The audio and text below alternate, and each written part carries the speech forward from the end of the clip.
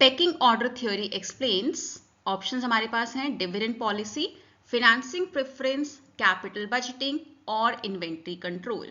Correct answer यहाँ पर है option B, that is financing preference. Pecking order theory explain करता है the financing preference of the company.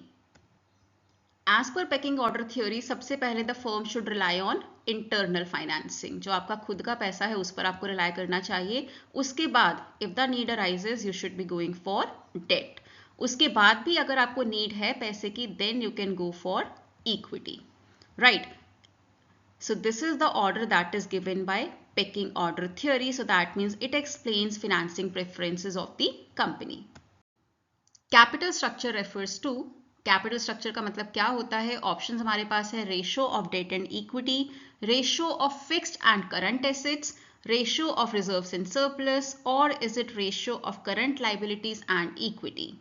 Correct answer is option A, that means capital structure means ratio of debt and equity in the company. That means कितना पैसा company का खुद का है and कितना पैसा इज द बोरोड फंड्स। जो date होता है that is the borrowed funds and जो इक्विटी होता है that is owners funds. So capital structure tells you the ratio between both of them.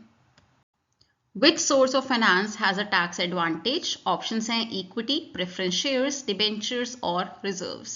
So इनमें से कौन सा source of finance ऐसा है जो हमें tax advantage देता है? And the correct answer is option C, that is debentures, because debentures पर जो आप interest pay करते हैं वो लेस कर दिया जाता है प्रॉफिट में से। दैट मीन्स आपको अब कम पैसों पर, कम इनकम पर टैक्स पे करना होता है, बिकॉज आपका जो प्रॉफिट है वो ऑलरेडी रिड्यूस हो चुका है by payment of interest on debentures. So इनमें से debentures have a tax advantage for the company, that is why it is thought to be as a cheaper source of finance as well.